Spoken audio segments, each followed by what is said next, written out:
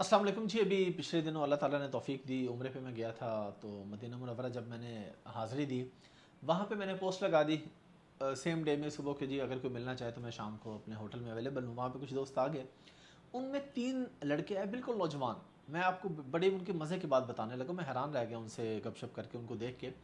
उनकी उम्रें थी तकरीबन 20 से 24 साल के दरमियान में, ये उनकी एजेस थी। और एक जो उनमें लड़का था उसके पेरेंट्स भी उसके साथ आए हुए थे, बाकी 2 जो लड़के थे उनके पेरेंट्स नहीं थे। मुझे उस लड़के ने बताया, उसने कहा जी मैंने यूट्यूब से और इस तरह करते करते जो है ये फ्रीलांसिंग का काम सीखा था, मैंने कहीं से ट्रेनिंग नहीं ली, बस सीख सीख के मुझे आ गया और फिर मैंने ये कमाना शुरू कर दिया। कहते मैंने एक बंदे से कहा, एक इदारा था, उनसे कहा कि जी आप मेरी सक्सेस स्टोरी लगा दें। तो उन्होंने कहा कि नहीं जी, आप पहले हमारे पास एडमिशन लें, फिर आपने लोगों को ये बताना कि आपने हमसे सीखे, हमसे कोर्स किया, फिर हम आपकी सक्सेस स्टोरी लगाएंगे। खैर ये बात अलग, लेकिन मैं आपको जो अगली मज़े की बात उसकी बताने लगा। मैंने उससे कहा यार आप जब कभी लाहौर आएँ, जब मैं भी पाकिस्तान चला जाऊँगा, मैं आ गया हूँ, खैर मैंने कहा जब आप भी आएँगे कभी आप मेरे पास आएँ, मैं ओपनली बताऊँगा, लगाऊँगा भाई आपने हमसे नहीं सीखा, आपने यूट्यूब से सीख लिया।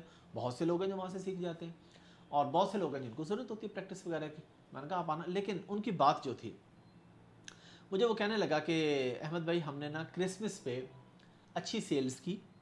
वो सिर्फ एक सर्विसेज देते हैं, पीपीसी की, पे पर क्लिक स्पॉन्सर ऐड, आपकी प्रोडक्ट की सेल लाने में।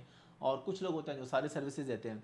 तो मुझे कहता कि हम सिर्फ ये सर्विसेज देते हैं, और कहता पहले मैं अकेला था, फिर मैंने इन 2 को सिखाया, अपने साथ लगाया। मैंने कहा आप सिखाते भी हैं? कहते नहीं मैं सिखाता नहीं हूँ, इन 2 को, ये मेरे दोस्त थे या मेरे पास किसी रेफरेंस से आ गए, मैंने इनको भी सिखाया और अब इनको भी मैंने एम्पावर किया।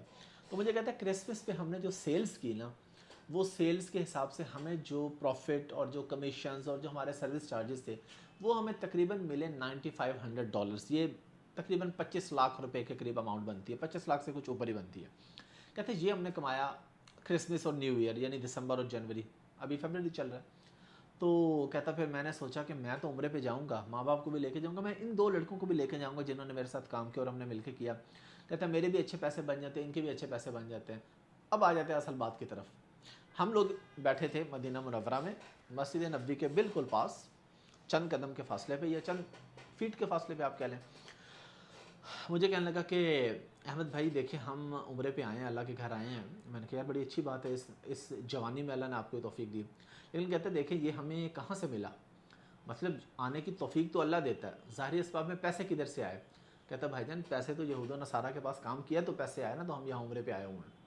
मतलब वो इतना अप्रिशिएट कर रहे थे उन लोगों को, एक एक हिसाब से उनको दुआएं दे रहे थे कि भाई आपकी मेहरबानी, आपने हमें काम पे रखा, हमने आपसे कमाया और हम यहाँ पे आए हुए हैं।